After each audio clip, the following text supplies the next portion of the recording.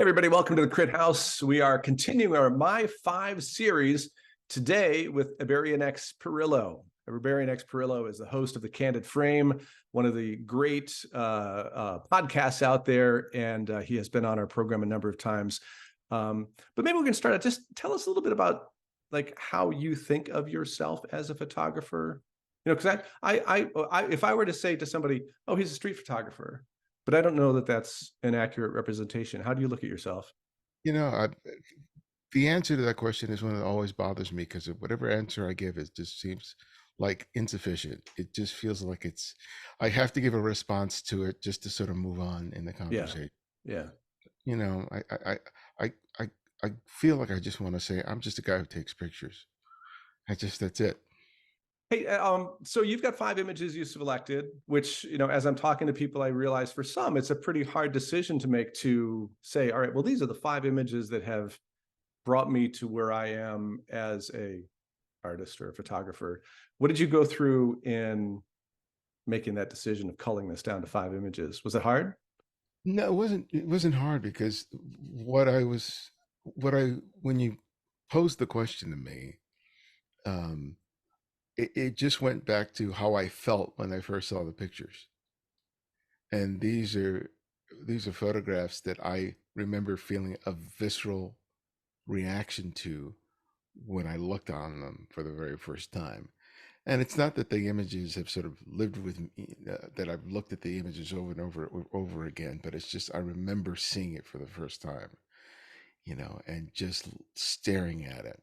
And and I think most, if not all, the photographs I saw when I started educating myself on photography when I was at college, where I was going to Berkeley, UC Berkeley, and I would go down to Moe's bookstore, and I'd go to their used monograph rack, and I was constantly just looking at books and buying them on the cheap, and then going back home to my room and just going over them over and over and over again. And I think all the images that I selected are part of those original parts of my monograph collection, because I all those editions are just dog eared. They probably have no use at this point.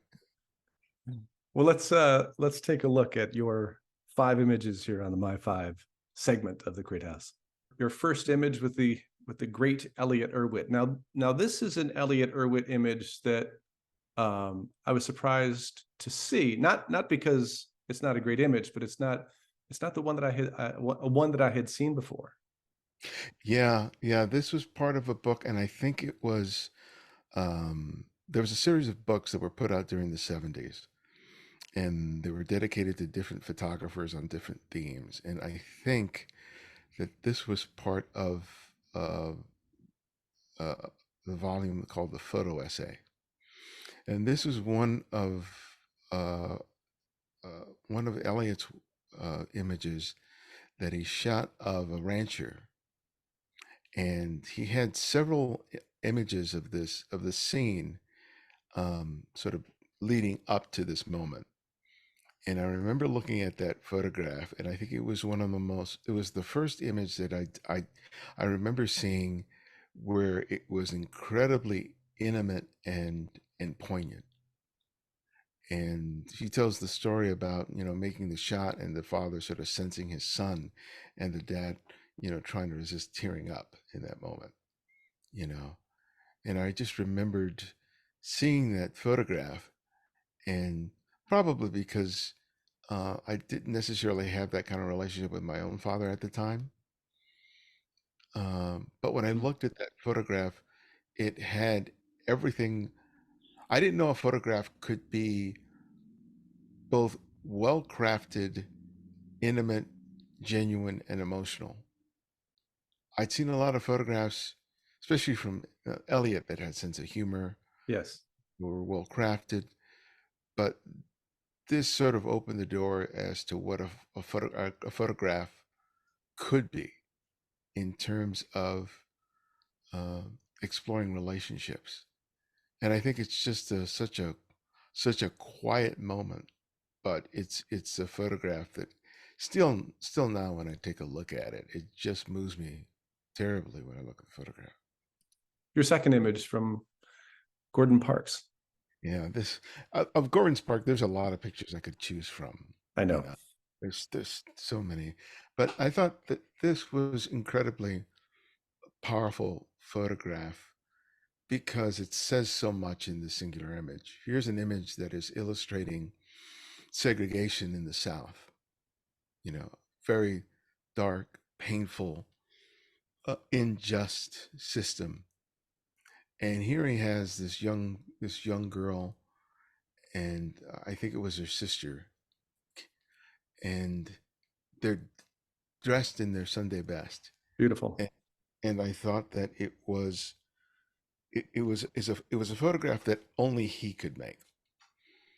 You know, because he was very aware of what he was illustrating with that, you know, the segregation, but he provided these people a sense of dignity Mm. that lifted them up beyond their circumstances.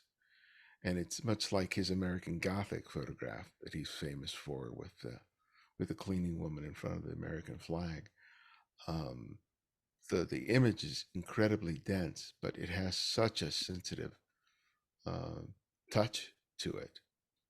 Um, the scene was recreated in several of his images were recreated in Lovecraft Country, which was a science fiction series that aired a couple of years ago, and it was set in the South. And they recreated several images from this, uh, from this, from this photo essay that Gordon did, and I saw it, and I knew exactly where the image was, and I got so excited seeing it recreated and him being honored in that way.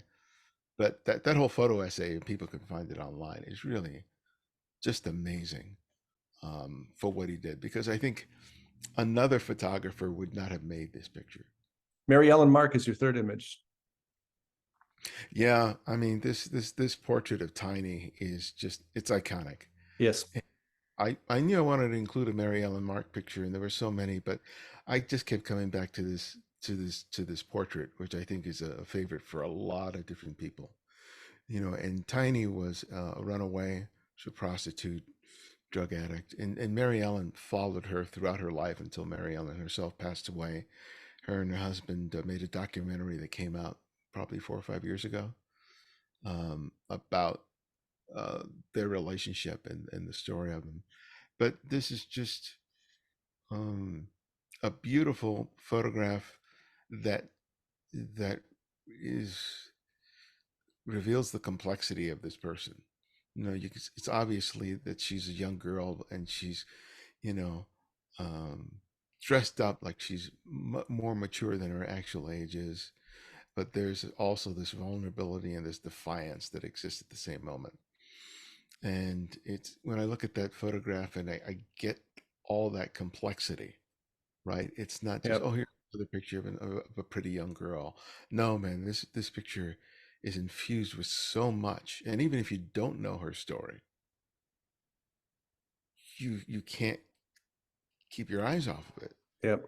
And yeah, it's one of those early images for me that when I saw it, I didn't understand it, but I knew it moved me. Sam Abel, who launched our My Five series with this iconic image. So happy to see you put this in here as well. Yeah, yeah. I was thinking about this. I'm going, man, if Jeff is doing this, how many other people may choose this image? And I was just like, it's good. I'm just gonna go in there, Go in. do it, because it's one of those photographs that, again, it was less like, is that even possible? You know, the layered composition and it's not just a layered composition a la Alex Webb, you know, who's Yep. just for creating this. No, but there it's scene within scene within scene within scene in in this, and it's just insane that he's able to capture this. And I think Sam in his presentation often shows the sequence Yep. and all the moments that led up to this and after that. but what was the great insight for me was the importance of being able to look at a scene, sensing the potential for it, and then making a series of choices in terms of where do I position myself, where how do I frame all the different elements within the scene, and what am I anticipating may happen, right? And then making all those small micro adjustments as things are playing out. Yep. Right? And it's always for him waiting Waiting. for that moment to occur, waiting for that time. Yeah, and I think that's so key, at least for me. For me, it's the challenge is when I'm out making photographs is recognizing the potential of the moment first and foremost, which requires me to be in a certain headspace in order to be able to do it. I mean, this for me is the image in terms of composition that is at the top in terms of what's possible in terms of a composition. Absolutely. I think I heard him say at one point, or maybe somebody said of him that he said it, that he took this image and he realized that he would never take a better image in his life. He might as well just quit right there. Oh my God. And he was young when he took this Yeah. photo. Oh. Ibarionex Perello, you're number 5 from W. Eugene Smith. Tell us about this one. W. Gene Smith. I mean, he's just amazing storyteller. And this is a story he did for Life magazine. She would help these poor Black women to be able to see them through their pregnancies and giving birth. And there's some amazing photographs in that essay with her working with this women, with helping deliver a baby. But it was this moment that I thought was really remarkable because it was a moment that was not necessarily specifically about what she was doing, right? Because many of the other images were about the work that she was doing. This image was about the relationships Yes. that this woman had. Mm-hmm. And it gave a sense of her playfulness and her personality, but also the composition is just insane. It's insanely good. You know, like the previous image, there's this layer, and then each of the characters has their own unique gesture and moment of expression.